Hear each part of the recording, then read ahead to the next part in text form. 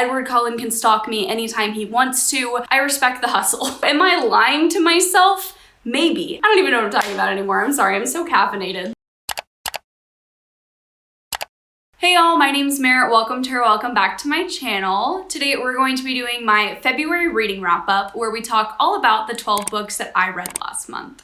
So like I just said, I did actually read 12 books in February, which isn't bad. I did actually say that I wanted to read less books in 2021, which I am definitely doing so far, but I don't know where my free time went. I don't know what I did instead of reading, because usually I read about at least 15 books a month, more so closer to 20, and I'm not mad at myself for reading only 12 books. I think any kind of book that I read is progress, but I'm just kind of like, what did I do all day? Did I sit around on my phone watching TikToks? I didn't watch any movies. I didn't really binge any TV shows. So I think I just sat around and vibed pretty much all of February. And I mean, February is a shorter month, so of course I wasn't going to get as much reading in, but I'm just kind of like, what happened here? And we also didn't have great ratings in February, so I'm going to talk about all my statistics right now. If you guys don't want to watch this portion, there's a timestamp to skip ahead to where we talk about all the books that I read last month. So let's break down some statistics. So I read 12 books in February, like I just said, and I read a total of 3,964 pages, and I listened to 64 hours of audiobooks. My average rating was a 3.25, which is very, very low for me. It's not good. I had a lot of disappointing series conclusions, and it just wasn't the best month in terms of rating. Breaking it down by genre, I did read 7 fantasy books, 2 mystery thrillers, 2 romance, and then I read 1 science fiction. As far as the format that I read these books in, I listened to 4 audiobooks, I read 2 ebooks, and I read 6 physical books. And then breaking it down by age range, I read 3 adult books, 3 new adult books, and 6 young adult books. All right, let's just get into the books that I read last month. This is going to be probably my shortest wrap up ever because I really don't have a lot to say about these because I felt really neutral about a lot of them. So first up, The Broken Girls by Simone St. James. This is the first book that I read for my Instagram filters decides what I read video. So I will link that in the cards as well as in the description in case you missed it and you'll want to check it out. That video was a lot of fun. I did actually let Instagram control my day for part of it, and it was fun even if the books that I read weren't the best. So this was the first book that I read for that video, and this follows a young woman. No, it doesn't follow a young woman at all. Why am I making up things? So The Broken Girls follows a woman whose sister disappeared years and years ago at a boarding school, and her boyfriend was accused of killing her. And so she's like, I don't think it was actually my sister's boyfriend. I think something different actually went down here. So she goes and investigates the situation, and that's all I really have to say about this book. I don't really remember much of it because it was so boring, and it really felt like a replica of Simone St. James' other book that I read, The Sundown Motel, to the point where when I was talking about them in that reading vlog, I had to edit out me saying that this book was actually titled The Sundown Motel. So there's a lot of starking similarities between the two. Not that that's really a huge issue, but it just made me feel bored. I was like, what's the point of reading this book? I feel like I've already read it before because it had the same writing style and the same tone as the other book that I'd read by this author, so it just did nothing for me. I gave this one 2 stars. I think my other really big complaint with this book is that I just think that the author was trying to do too much. There were way too many layers for such a short story, and it was really complex and hard to cram in all of that information into a non-confusing way. So yeah, this was just a miss for me, unfortunately. The second book that I read for that video was Twilight by Stephenie Meyer. I know, how have I not read Twilight before? I couldn't tell you. I really didn't think that this book would be for me when it was hyped up, and you know what? I was right, because this book did nothing for me. This is another one that I gave a middle of the road rating to. I gave this one 3 stars. So I actually really liked the first half of Twilight. I was like, you know what? I could be a twihard. Edward Cullen can stalk me anytime he wants to. And then I got to the point of the book where Bella's like, oh my God, Edward, I know I just met you, but we're perfect for each other. I love you. Please never leave me. And I was like, girl, chill. You met him 5 days ago. So I just thought that the relationship progressed way too fast. It got really cheesy really, really quickly. I don't know what I expected from a YA paranormal romance that came out many years ago, but it did disappoint me a little bit just because of how much I was really invested in the first half. And then, yeah, it didn't work out for me. They had me in the first half, I'm not gonna lie.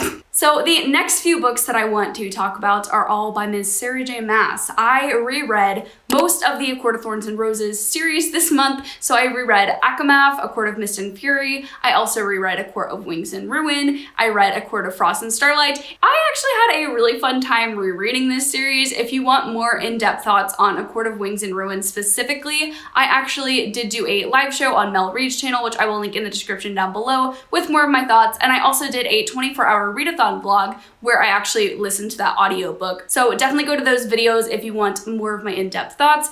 But I really liked rereading these, but I don't think I'm ever going to reread them again. However, I started A Court of Silver Flames and I am sucked back into this world. So am I lying to myself? Maybe. I liked Akamath, but it's not my favorite anymore. I think it was originally my favorite when I first read the series as they were coming out, but upon reread, I really liked A Court of Wings and Ruin. It was so much more interesting from a political standpoint. I don't really care too much about the romance elements of this series. Obviously, I like it. I wouldn't read the books otherwise because you don't read these books for the plot, but I did appreciate how A Court of Wings and Ruin actually had more of a plot. I didn't even say what A Court of Thorns and Roses is about. I am so sorry. I'm sure you guys know what it's about because it is the most talked about book on booktube right now. A Court of Thorns and Roses follows a young woman named Feyre who lives in this realm where there are fairies and they are divided by a wall. So she is on the human side of the wall and there's the fairy side of the wall. And she actually has to provide for her family because her family all sucks and doesn't really help her. So she's like, okay, I have to go, kill animals so that we have something to eat and I can sell stuff to the marketplace. Your classic YA fantasy things, just girly things. But Feyre ends up going to hunt one day and she actually kills a fairy. And the fairies are like, you cannot just kill the fae. You're gonna come with us to the realm of fairy now and you're going to live here to pay for your reparations. So it is a Beauty and the Beast retelling that kind of follows the spiraling event.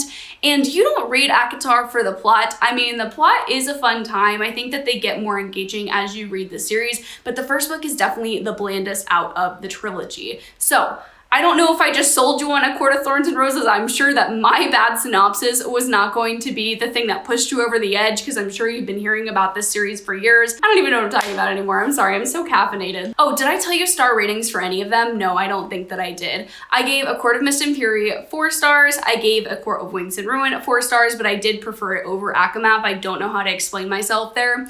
And I also gave A Court of Frost and Starlight, which is the novella, 3 stars because it was cute, but what was the point, Sarah? Well, why did you have to write that? It was just for money. You know what though? I respect the hustle. So I did just mention that I did a 24-hour readathon vlog. I read A Court of Wings and Ruin in that vlog, but I also read The Toll by Neal Shusterman. I am so upset by this book. So this is the 3rd book in the Arc of a Scythe trilogy, which I loved. I loved the first book, Scythe. I thought it was fantastic. It's about this world where death has been eradicated, and so the only way to kill people is by the position called a scythe. So people are actually like going out and killing people because of statistics and stuff. I don't know.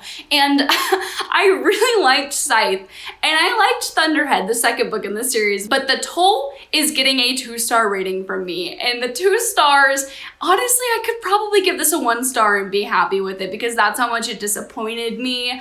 I am so upset by the world building of this series. It just got progressively worse with each book, and I feel like I've ranted about this enough in my 24-hour readathon video, so I won't drag on, but let me just say, read Scythe, read the first book, forget about the other 2. Now, moving on to a series that did not disappoint me, I read Kingsbane by Claire Legrand, and you know what? I actually blame this book for my reading slump this month. I loved Kingsbane so much. This is the 2nd book in the Imperium trilogy, and I have talked about it nonstop on my channel, and I literally just finished this series, so I'm sorry that I have made this my entire personality and everyone else's problem, but I'm gonna have to keep doing it until you guys read the Furyborn trilogy because, oh my gosh. If you're looking for a new adult YA fantasy series that really will pull on your heartstring because you get so attached to these characters and you don't know who is safe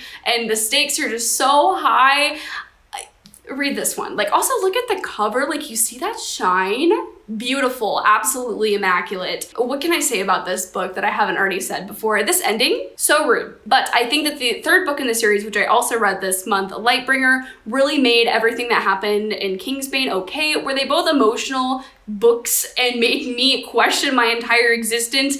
Yes, but honestly, I love it when an author can make me feel so devastated by character actions, and you know what? They did not disappoint. So Kingsbane and Lightbringer both got a whopping 5 stars for me. This whole series was a 5-star series for me. I don't have any complaints about Kingsbane except for the fact that it was so good that it put me into a reading slump.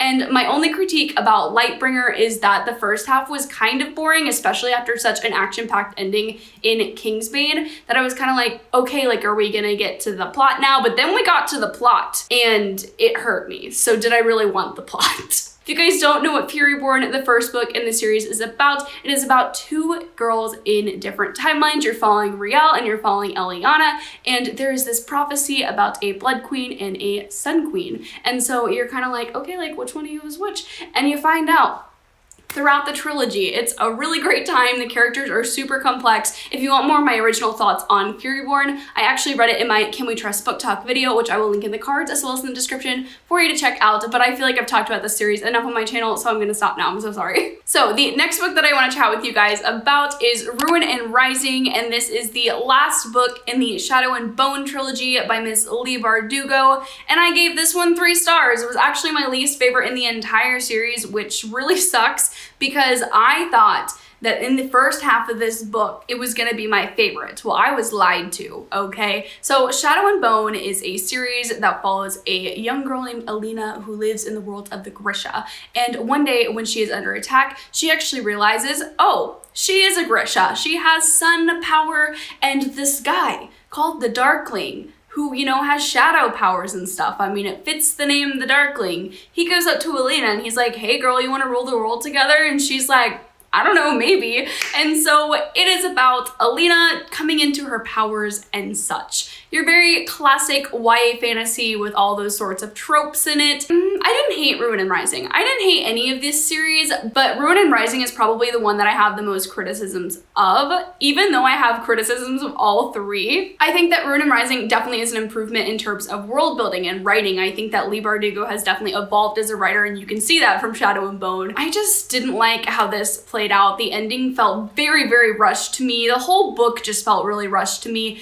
Things would be happening every other page, but it would be over when I blinked my eyes. Like, I would miss a sentence and then I'd be like, oh, so this whole entire thing is just over. So the pacing was just really, really off for me, and that was my biggest critique of it. I just needed more meat to the bones. I feel like Shadow and Bones has no description, and it made me really struggle to visualize the world, visualize the characters, know what was going on in literally any character's brain. I feel like Leigh Bardugo really said, yes, queens, let me give y'all nothing, and then rolled with it. So I just wish that there was a little bit more detail in these books. And so yeah, it all felt really rushed for me. I also did read the Bromance Book Club, and I'm not going to give you guys my thoughts on this one, but I did read it, and you should have my thoughts very, very soon in my next vlog, which might or might not be my reading like an Enneagram 3 video. So stay tuned for that one. I'm also going to briefly mention that I did read A Dark and Hollow Star this month, but again, you're getting my thoughts